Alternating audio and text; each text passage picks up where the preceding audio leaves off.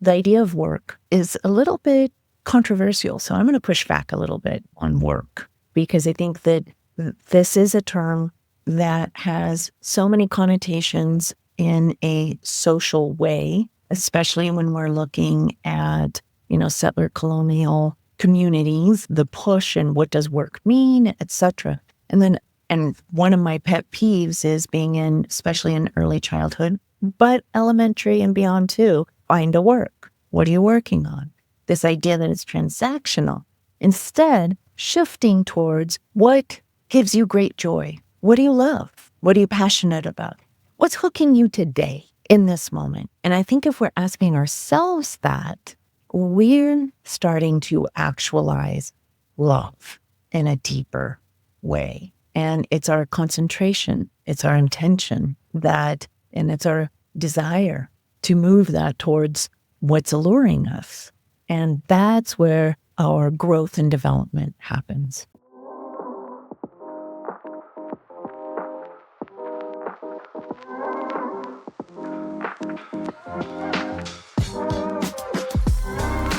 Hello and welcome to Breaking the Paradigm. I'm Andrew Falstich. And I am Kelly Janellis, and we're your co-hosts. The mission of this podcast is to break the traditional paradigm of education, whether at the classroom level, the global level, or anywhere in between. We are not interested in rearranging the deck chairs on the Titanic.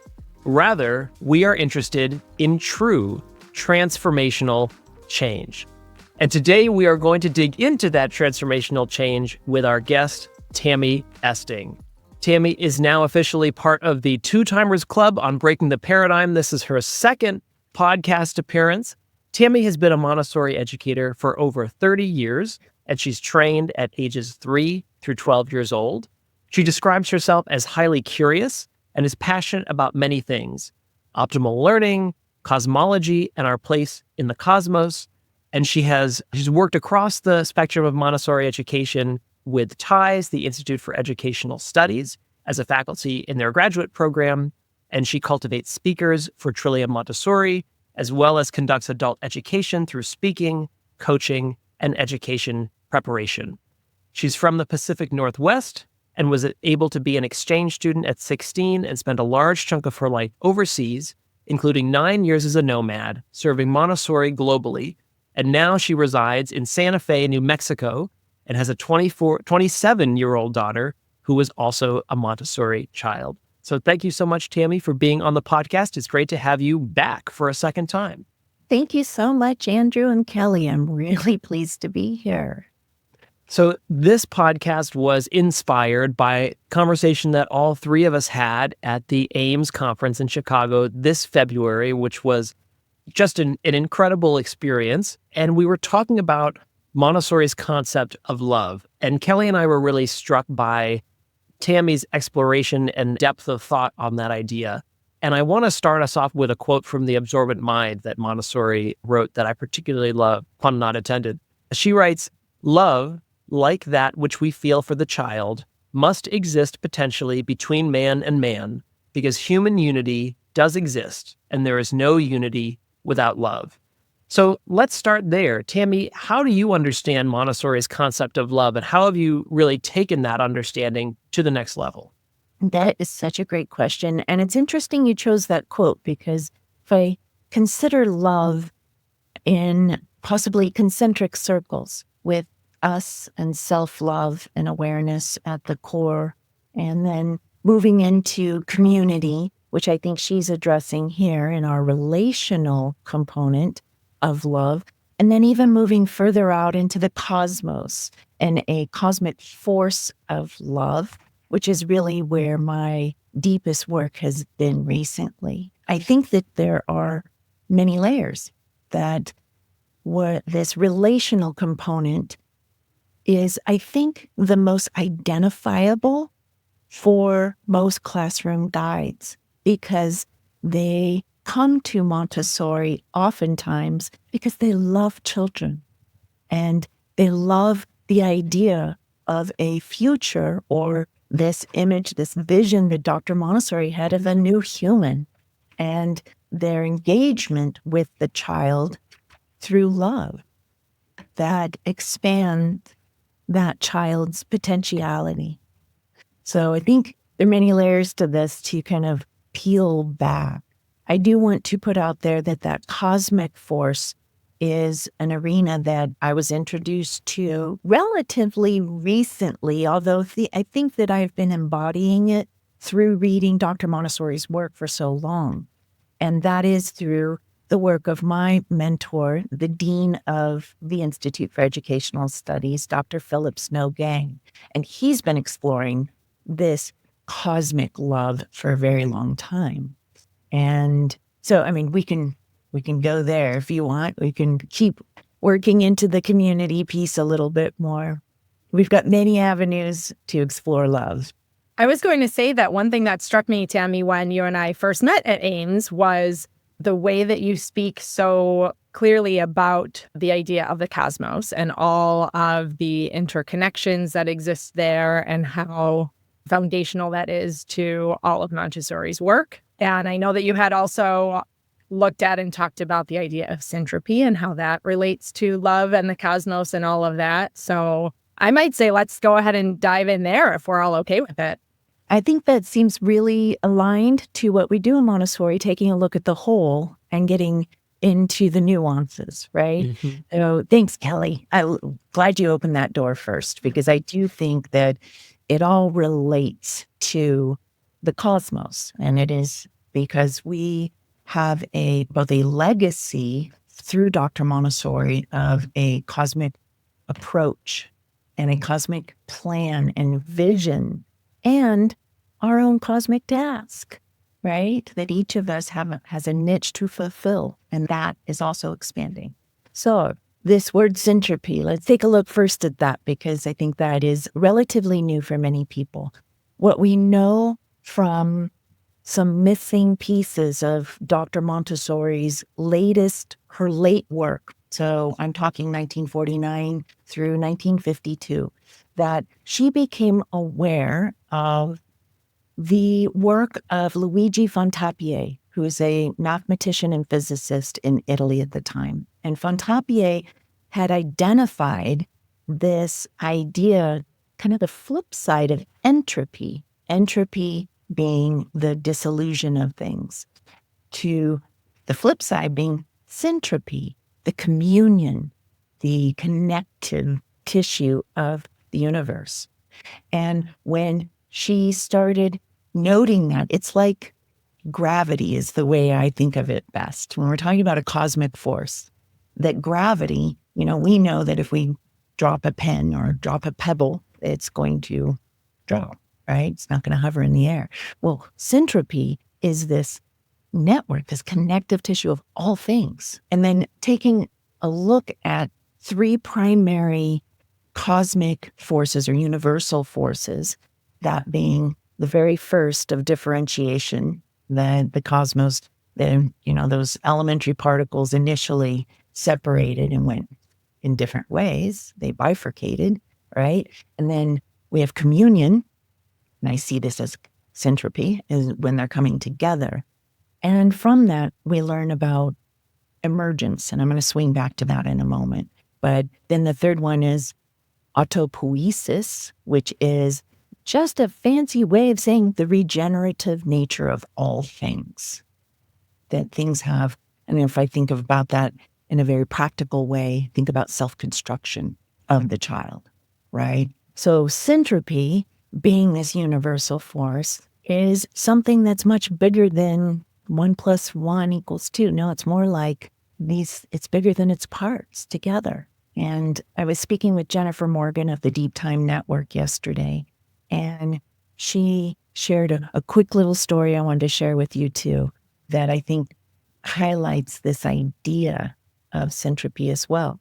That recently there's an understanding of these elementary particles that when they are, if you think of 3 elementary particles, and when they are all on their own, they have a certain mass. And when they come together in a proton, it's 20 times the mass.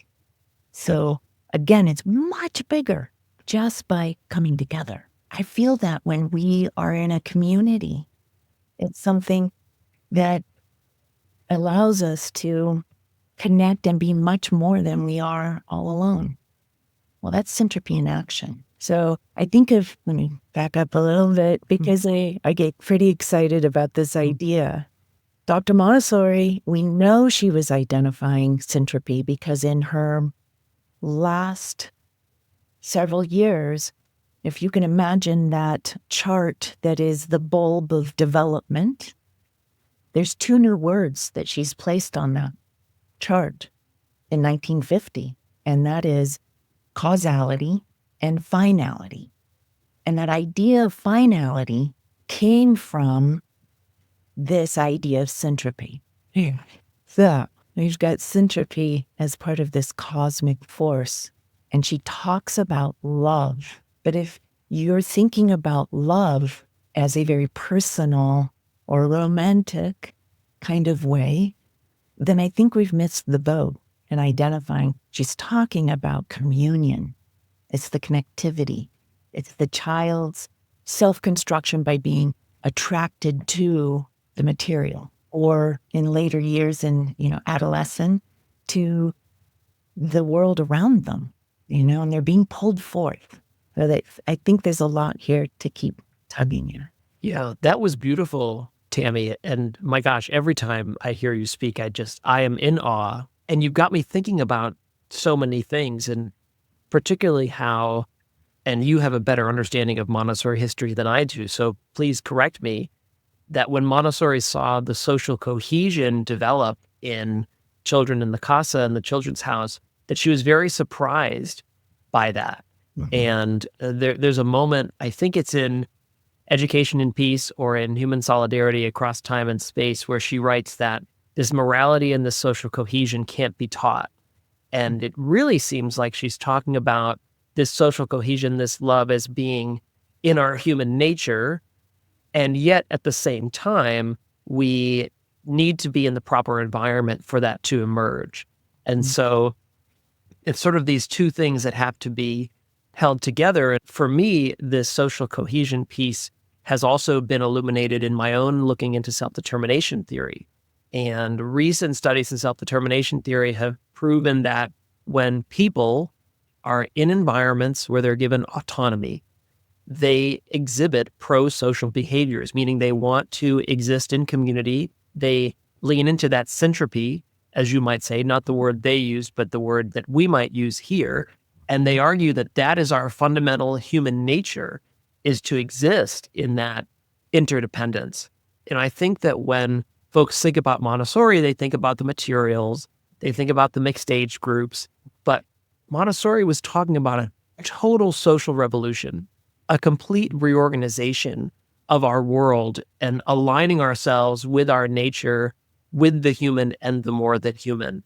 And so it seems like this understanding of syntropy can really allow us to put our work in the context of this revolutionary task that we are on as we try to put our young people in environments where their innate human nature can emerge.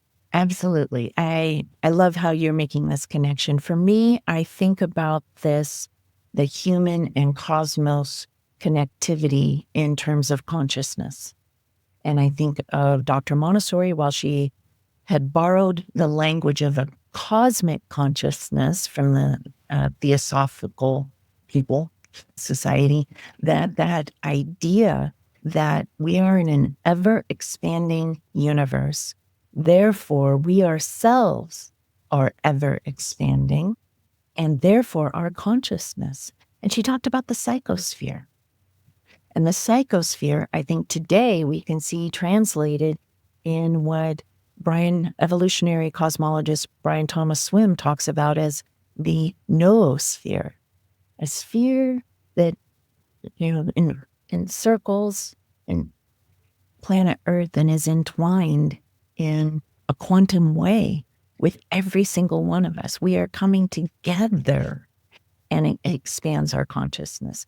The idea of a liberatory consciousness or an ecological consciousness, that eco-sapien that we see as the gift of the future, right? This amazing human that we're all striving to create conditions to cultivate.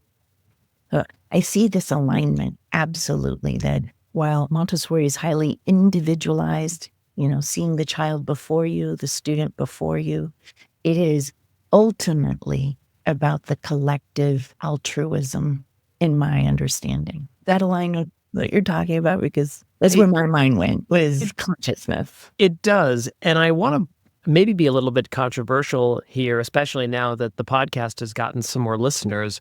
There are people in the Montessori world, and I'm familiar with them, perhaps you are too, Tammy, that see Montessori pedagogy as only focusing on the individual and have fused Montessori's ideas with Ayn Rand's philosophy of rugged individualism and selfish self-interest is sort of the way. I wonder how you might respond to that interpretation, because what you're describing in terms of about the community altruism seems totally separate or even diametrically opposed to that reading of Montessori. So I have my own thoughts, but I'd love to hear yours. Yeah, absolutely. I am so curious how they got there, actually. Me too. And part of it is that Dr. Montessori did identify that there is singularity, or that each human has potentiality, and it's within them, but it is in relation to, and we now know and understand how development is dependent upon the conditions around that human, that single entity, right? And so it's those conditions, it's the relationship between the child and the conditions around them. And that includes other people. None of us are siloed. And so from its very get-go, if we're looking at human development, as she did so keenly, that it is the dynamics, the interplay between what we are born with and how we continue to expand. And it's in relation to others. Now, she talked and wrote about this cosmic plan.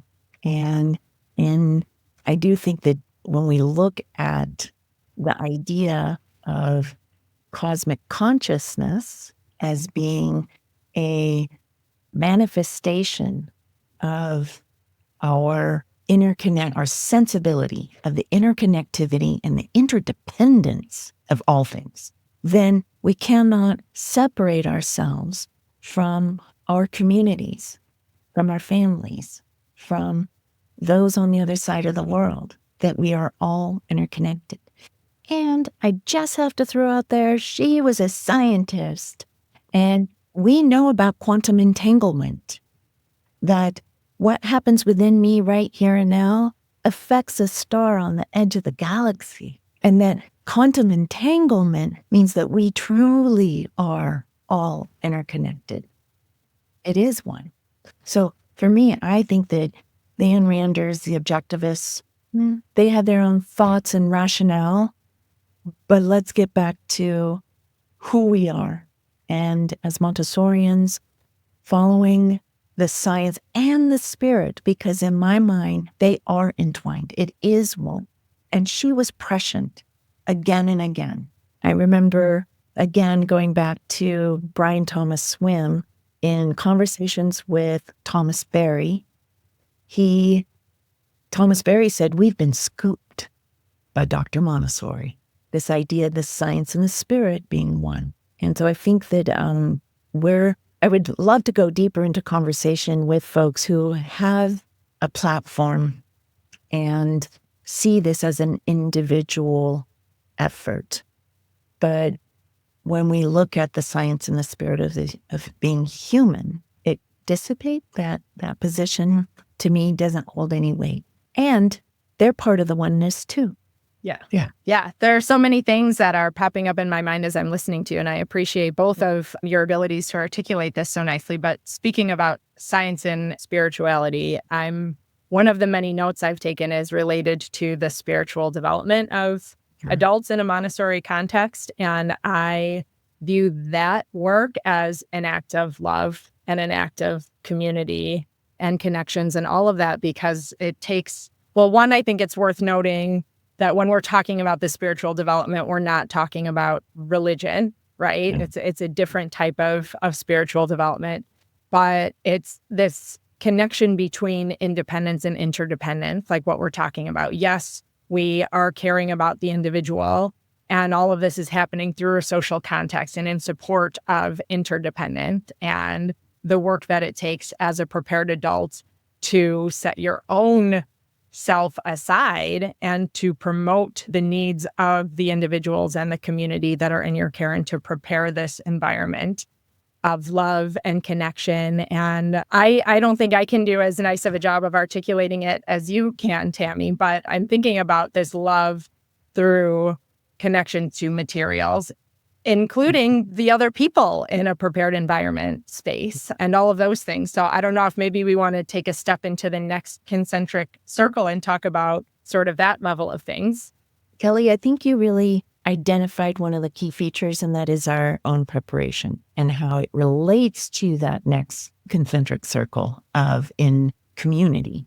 But when we begin with self, so here's where I do think, self and individualism does work in that in Montessori, is that if we're not paying attention ourselves to our own expansion, to our own evolution, if you will, of love, of self-love, of self-awareness, then we're stepping into our classrooms without that ability for children to absorb and engage with that love. So Dr. Montessori talked about this. First and foremost, our character development is our spiritual development.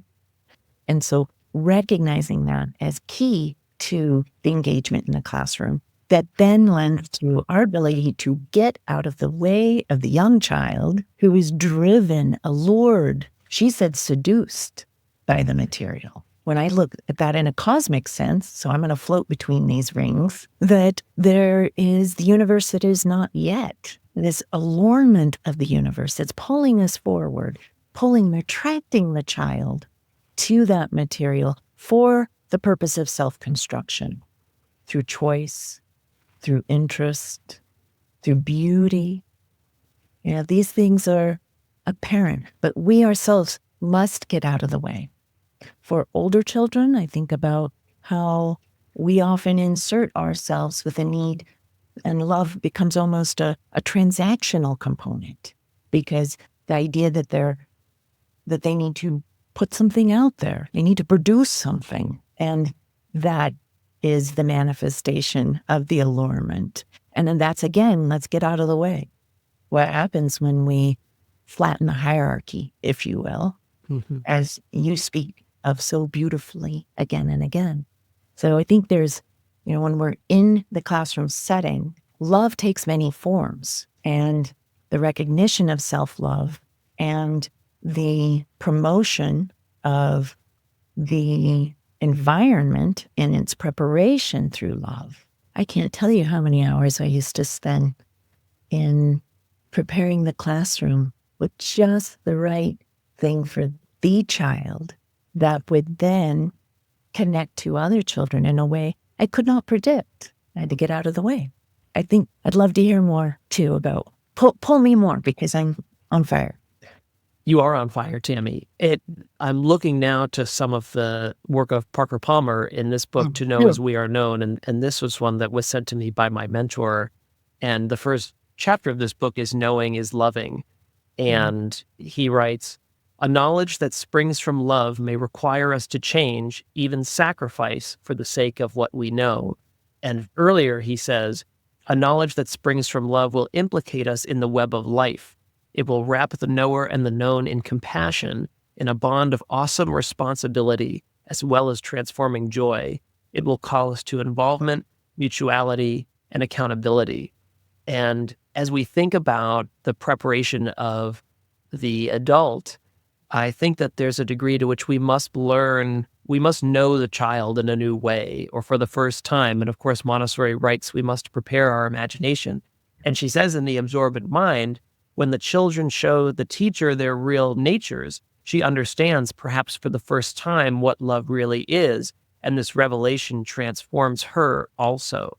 And I am starting to see how this concept of love and syntropy, and the idea that our consciousness is always expanding and always expanding in the context of each other, means that this has to be a mutual transformation. And as we begin to know on an intellectual, but also in a spiritual place, who the child is and who we are, we continue to transform. And it reminds me, Tammy, of one of the things you said to us at Ames, which I have also said in many conversations since then, which is the adult and the child are co-regulating together. That blew my mind when you said that, because it makes so much sense. It's not just that they're looking to us, but we are looking to them.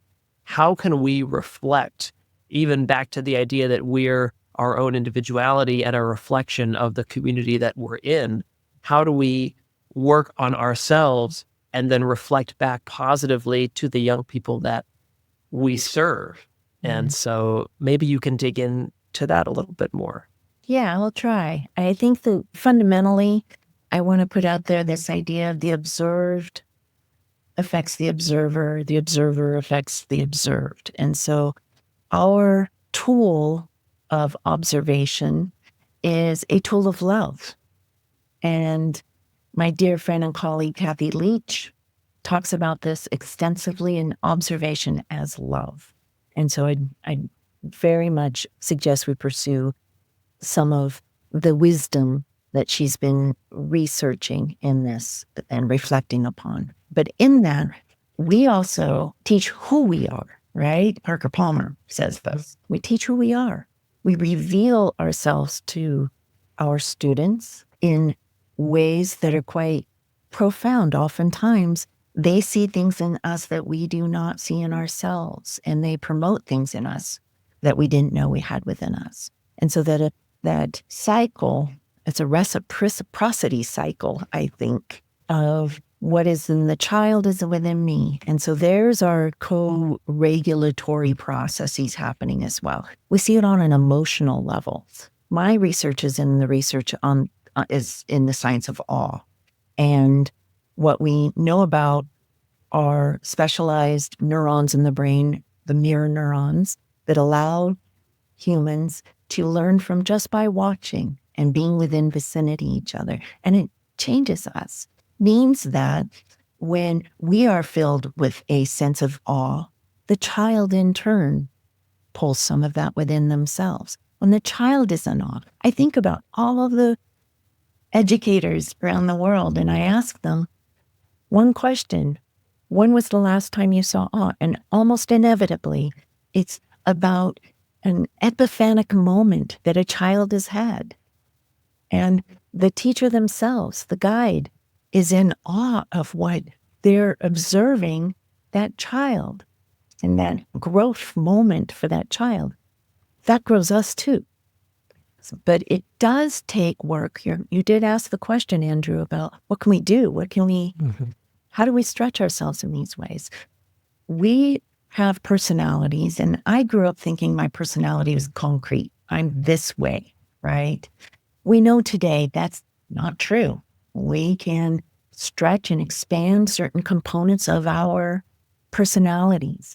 And there's one in particular that really is, or one aspect or characteristic of personality that lends towards greater growth in these pro-social emotions, and that's openness. When we are placed in environments or in situations that we notice within ourselves that I'm feeling sticky, it's like this is uncomfortable, that's a moment for growth. And to lean into a more growth mindset that relates to our growth and becoming more open. That opens the door to these pro-social emotions and the ability to adopt. One of my favorite sayings comes from Ram Dass. It's don't teach, radiate. And that idea that we are radiating around children. And that is what is being co-created with them in the moment. That means that we're also regulating self with that high awareness and openness. And that in turn is happening within them. Yeah, I love that idea. We're co-regulating right now. Yeah, we are. across 3 different I love time it. zones, I think. I know. I love it. This is reminding me of Andrew's story that has already been shared a couple of times of a prospective teacher that he got to interview. And Andrew, I don't know if you want to share it or if I should give the Cliff's Notes that this lady was just very excited to teach math and only math, and made it clear in the interview that she was not going to be talking to these young people about their personal lives or her personal life or anything like that, because that's not her work. And I think that there are a fair number of educators who have that idea. That's how it is supposed to be, that you're going to work and you're doing this job and we're going to hold boundary, it could be viewed as boundaries or whatever the case may be. But it really, you keep saying reciprocity. And every time you say it strikes me, because we need to view our work as prepared adults with children in prepared environments as going both ways, right?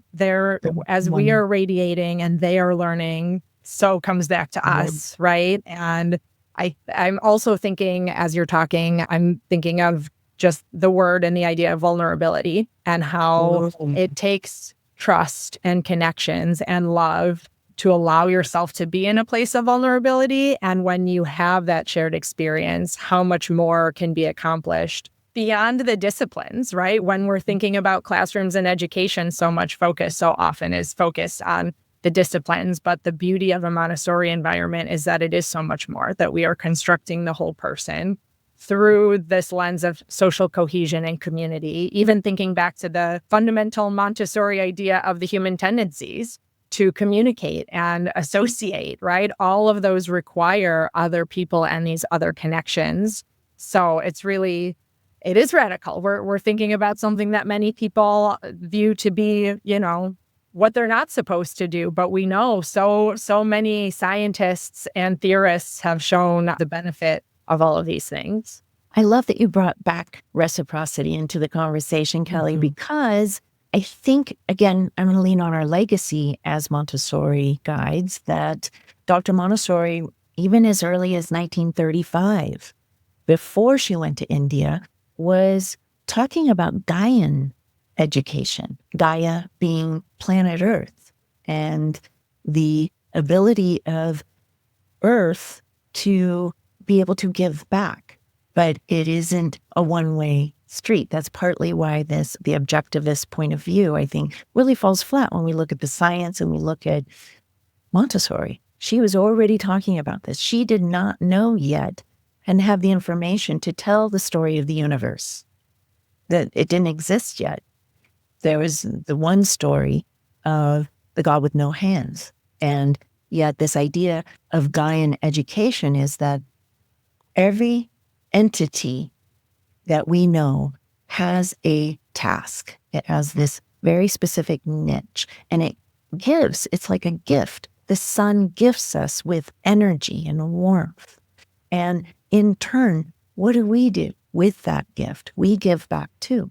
So I think fundamentally, the reciprocity is embedded in everything we're doing. And so when we're talking about love and trust, which you brought in, it's trust in some of these systems. And when we're understanding and deepening our understanding and our self-love, that is one of the key features we have got to figure out, is because the past comes up and is some of the stickiness between us and the engagement fully with another and with a child. And so that reciprocity takes a tremendous, and I think it's ongoing. I've been in Montessori for over 30 years, and I'm still daily doing that work so that I can engage on a deeper level with that around me.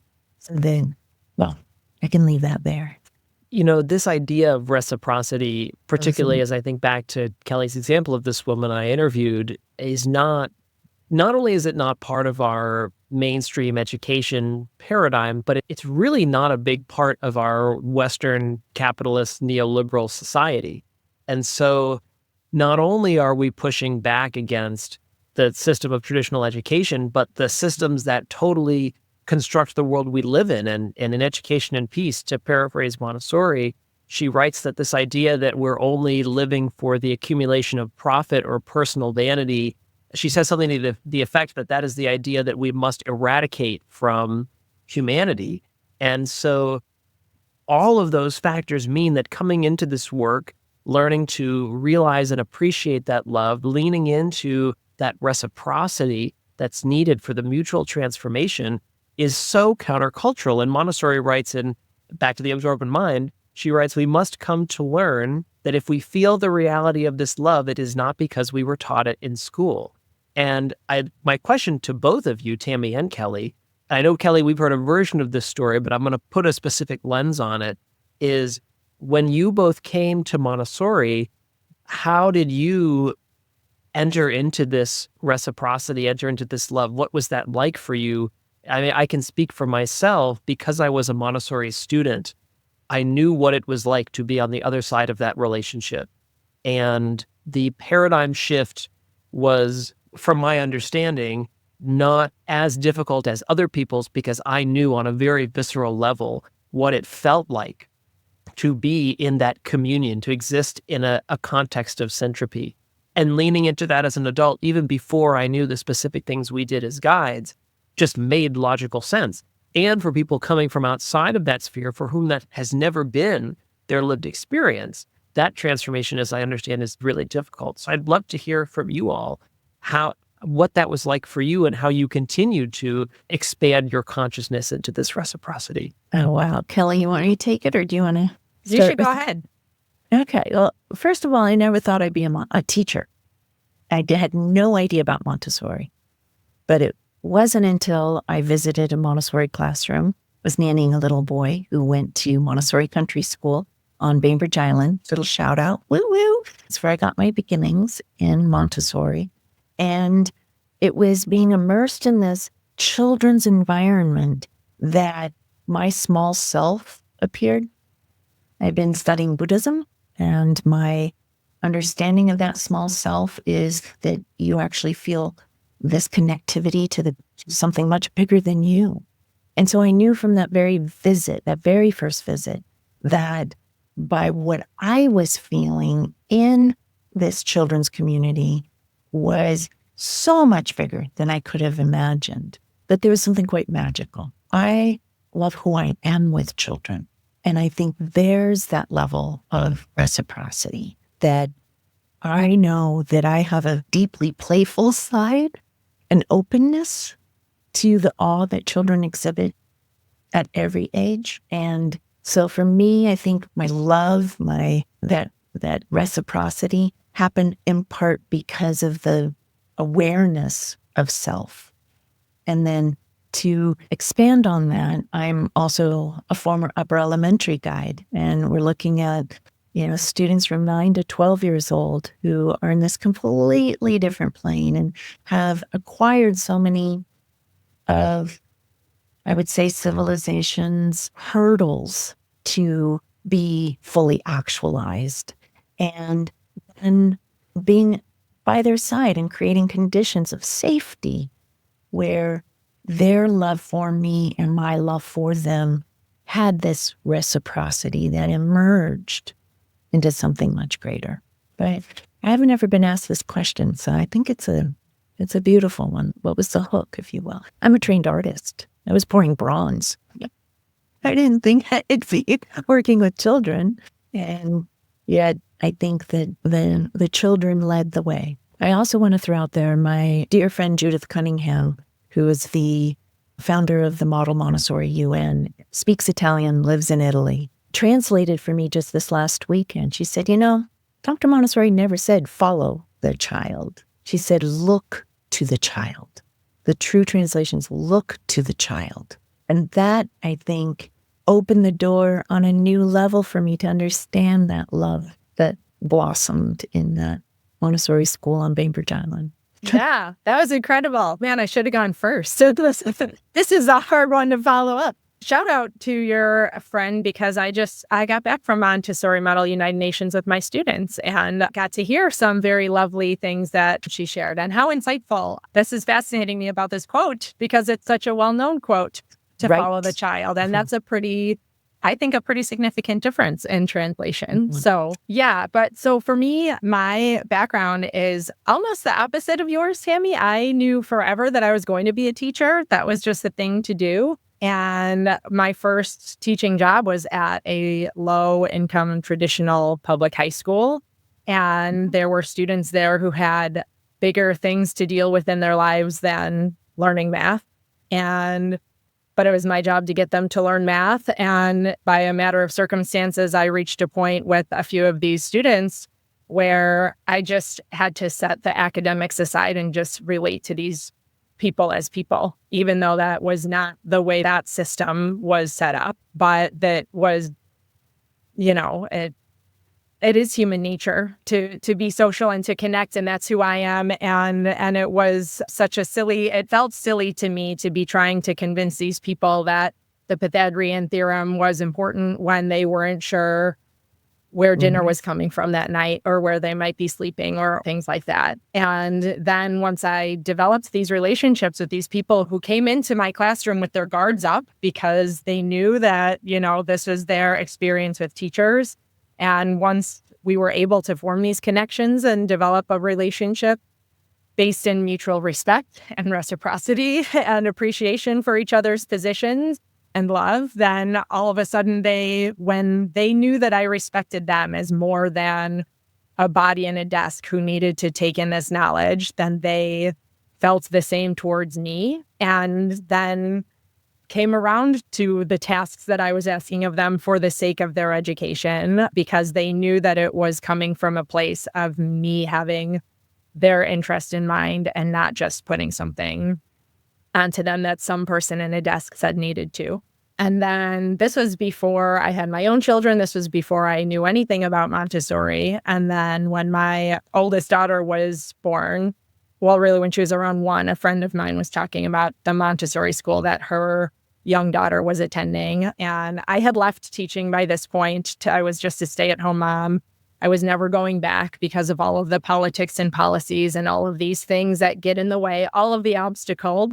And I thought, as I learned more about what a Montessori environment looks like, especially at an adolescent level, I thought, oh my gosh, they want you to do that. They're leaving space to intentionally develop these connections and promote the whole person. And we're taking time to, talk about grace and courtesy lessons, practical life experiences, these things that are truly human, that are the meaningful things that folks will take away. And it has been really transformative for me as a person to be in an environment where I am expected to be myself and be a human and to make these connections and to have an opportunity to think about what it is that I'm radiating to these people and to value that explicitly has been really cool. So that's my little background entry into the love of Montessori. I love it. I'm taking away so many nuggets of wisdom from what you both shared. And Tammy, the quote that I wrote down from your story is, I love who I am with children. I mean, we need to bottle that up and bring that to every practitioner. No, I mean, because if we have prepared ourselves right, our young people can bring out the best in us. And we can only do that when, this is the quote I pulled from Kelly, from what you said, when we relate to these people as people, when we stop seeing children as subhuman nodes to be controlled for metrics on an exam, but whole human beings who are existing in our presence and in our communities and alongside us. And, as I think about this idea of the expanding consciousness and of the reciprocity, it's that we are all creating ourselves through work, both the young people self-constructing, but also us as adults continuing to self-construct. We know that Montessori's charts end at 24, but we're still developing and self-constructing and expanding. And I have stayed in Montessori myself because, to what both of you spoke to, it is a pedagogy that allows us to bring our full selves to this work. And, it is not a sign of weakness to share vulnerability. I'll never forget my wife speaks fluent Spanish, and when she was in 5th grade, she was in her Spanish class in a traditional no excuses charter school in Houston, Texas. And she had this Spanish teacher who was American and was not the fluent Spanish speaker that she was. And he said some word that wasn't a real Spanish word. And she raised her hand and said, "That's not a Spanish word." And he said, "Yes, it is." And he's like, "No, it's not." And he said, "Look it up in the dictionary." And so she looked it up in the dictionary. She's like, "It's not a word. Like, this word's not in the dictionary."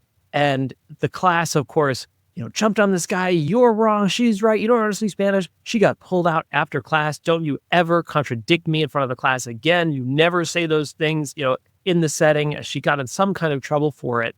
And we are fully removed from that paradigm where being vulnerable and bringing all of who we are and learning from our young people is not only encouraged, but it's the norm. I had to have a conversation with a group of seniors on Friday. That interaction I'd had with them the week before, in all total honesty, wasn't the best way to react to them. I was frustrated about other things.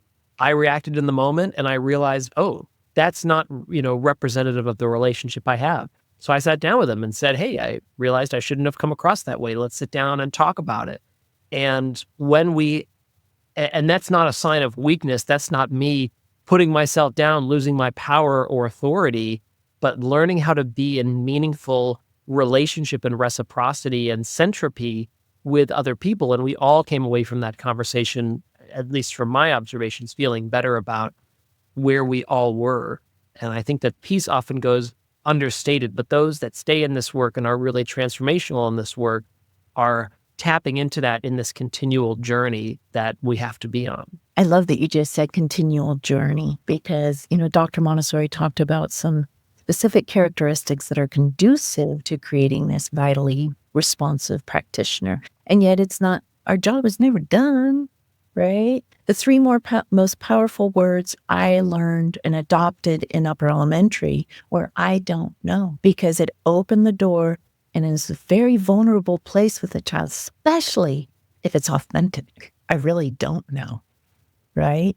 And then it opens the door to let's explore this together and let's find out. I'm so curious. Andrew used the word work as a way of, I think, supporting our natural unfolding. Many would call that normalization.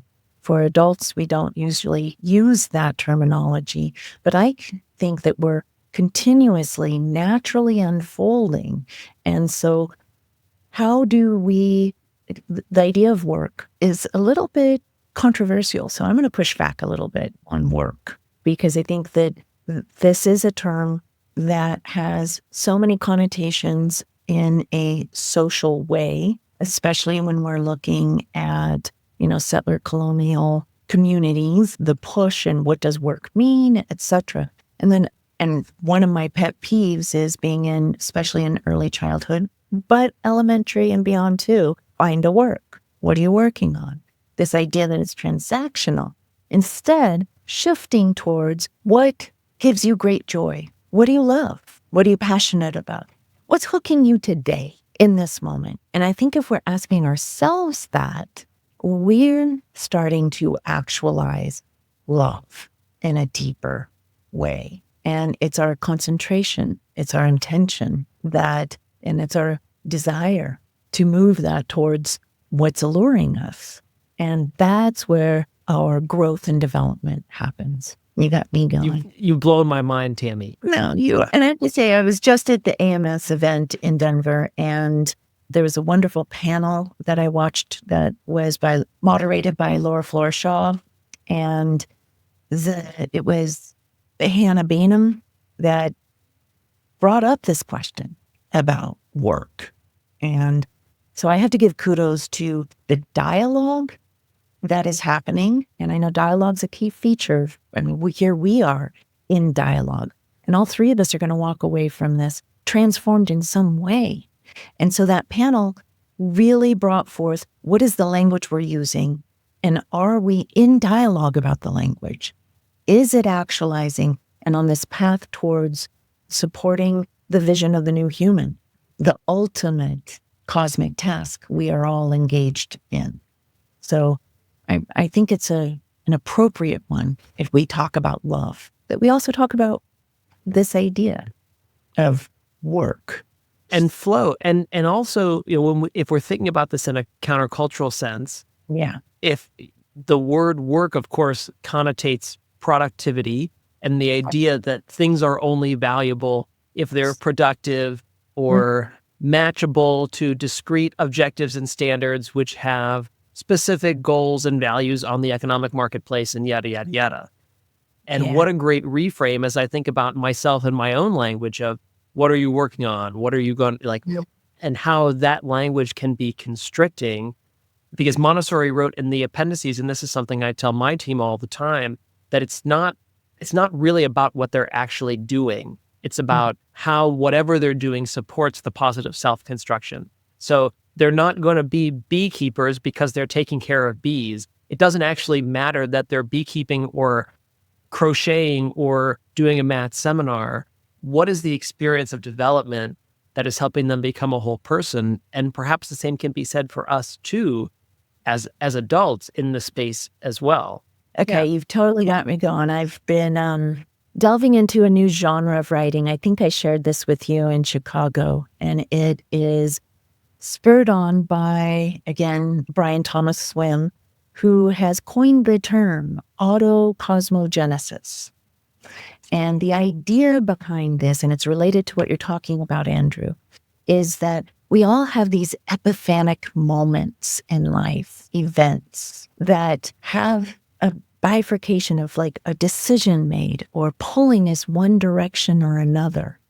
And that creates our own unfolding. That's that genesis, the birth of something new that then leads us to the next epiphanic moment. And how we might, as adults at least, look behind us and see what are these moments. For me, there's some pretty key ones. I was an exchange student that opened up the world to me. It changed my life in many ways. Before that, I watched Mount St. Helens erupt when I was 14 years old. And that truly terrifying, awesome moment shifted how I see the world. So these moments, I think, are part of this journey we're on.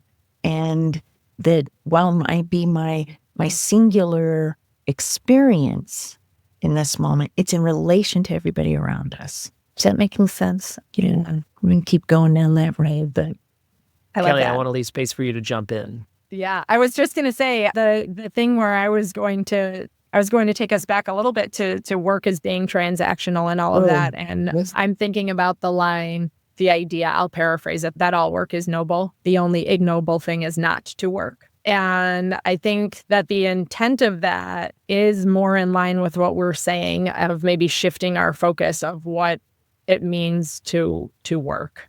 That work does not equate to productivity, that it's not necessarily transactional, that work can be the work of self-construction. I'm also thinking about one of the fundamental needs of an adolescent is rest, specifically. So, Yes, please. it's where does that fall and does that count as work because you're working to meet your needs? So and this is also taking me back to the idea of dialogue and the weight of the words that we use and how we choose to use them, right? And what message we're really conveying when we're talking about work and what our expectations are, especially those unconscious ones, maybe the subconscious one of we're expecting people to be productive all of the time. And I think that sometimes, as much as we talk about the parts of self-construction that you can't see and how as a trained observer, you're looking for outward manifestations of it, there will always be things that you cannot see. So on the outside, a person may look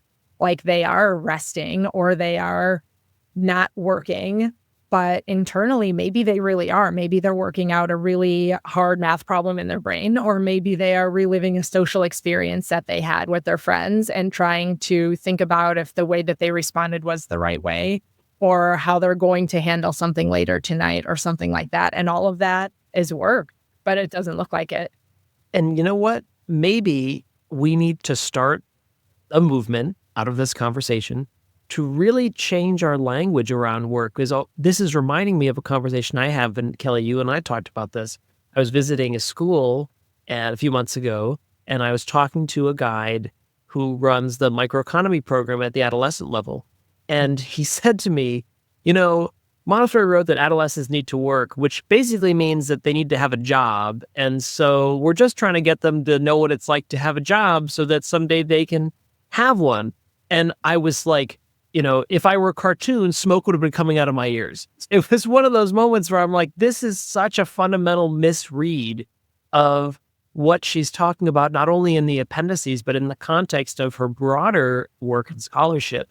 But perhaps the language in and of itself is tricking us or lulling us into this cultural idea of work that we have, which is in almost complete opposition to what Montessori actually means by work. And perhaps that's a translation issue. Perhaps it's been 100 years issue, but I haven't thought about it that way before. But hearing both of you share your thoughts, I think that there might need to be some kind of a bigger shift in how we describe work.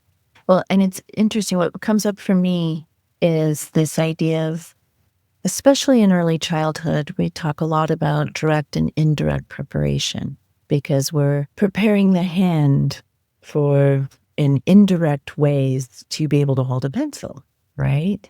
So the 3-finger pincer grip that's used to pull the knob cylinder is then prepared and better to be able to hold that pencil. And so I think about, in relation to that Montessori is an aid to life. So are we indirectly or directly preparing children for life?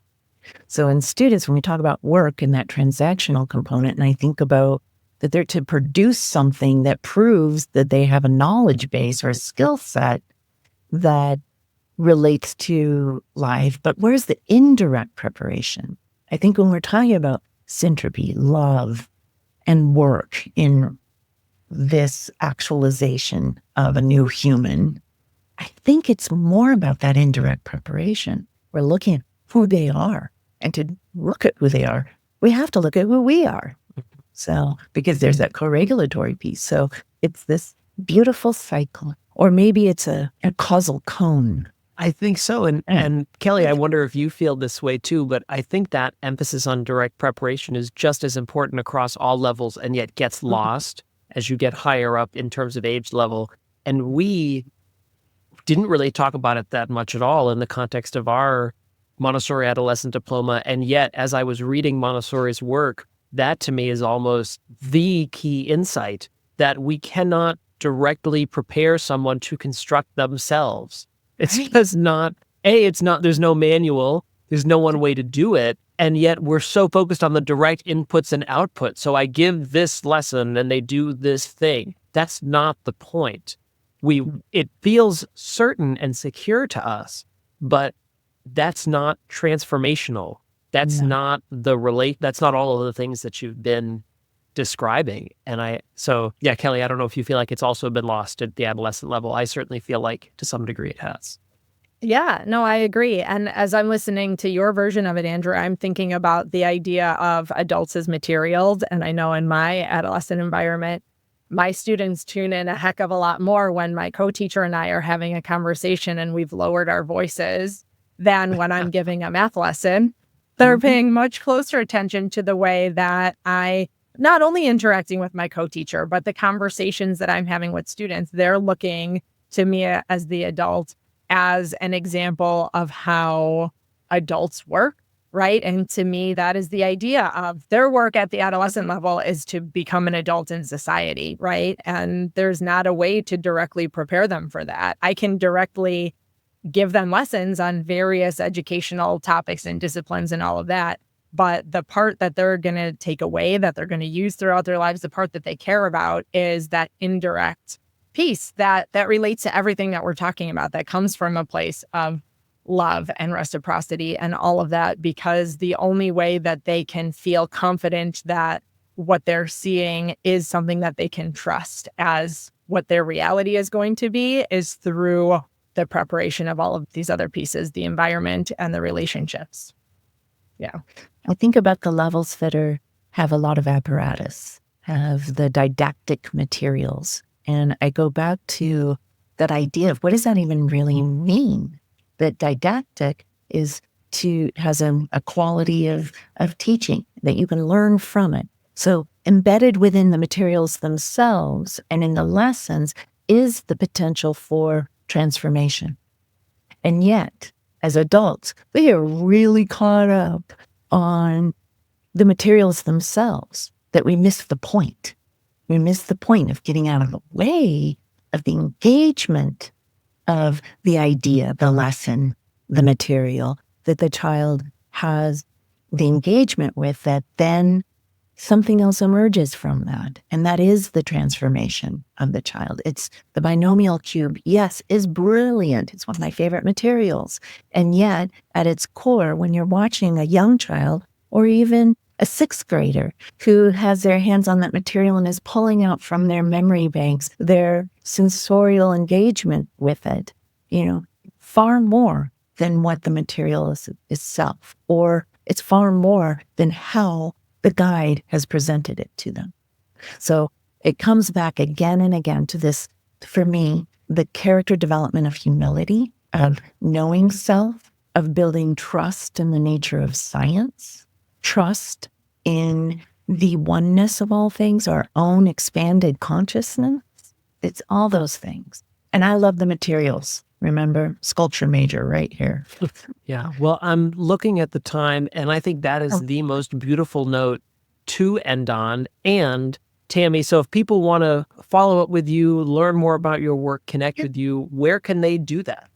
Oh, that's great. Well, they can come to my website, tammyoesting.com. They can find me at TIES, and they can find me at trilliummontessori.org. I'd be delighted to connect with others. And it is just, I have such deep gratitude and love for you both, for our connectivity, for you creating the space for this conversation and the dialogue, and of course, to the cosmos. To the cosmos that brought us together. And I feel that same deep love and respect for you and all that you've brought, and now in your second podcast conversation. And I know that Tammy will, I'm sure, soon be a part of the Three Timers Club. So you're currently one of three people who's in the Two Timers Club. So the next step will come soon, I'm sure. Thank you, Andrew. It is my deep honor. Thank you. And Kelly, I'm so glad we got to all be together. That was magical. Let's do that again. Yes, I was going to say I'm gonna second the plug to reach out and connect with Tammy, because we just got to meet briefly at Ames, and I feel such a strong connection, and I'm so grateful for being in this work together. And Tammy, you are lovely to know, and I wish everyone could have that opportunity. So they should all go and check you out. Thank you so much. I appreciate that deeply. Well, thank you for listening, everyone, and we'll be back next time with another episode of Breaking the Paradigm. Breaking the Paradigm is brought to you by the generous subscription of listeners and readers like you.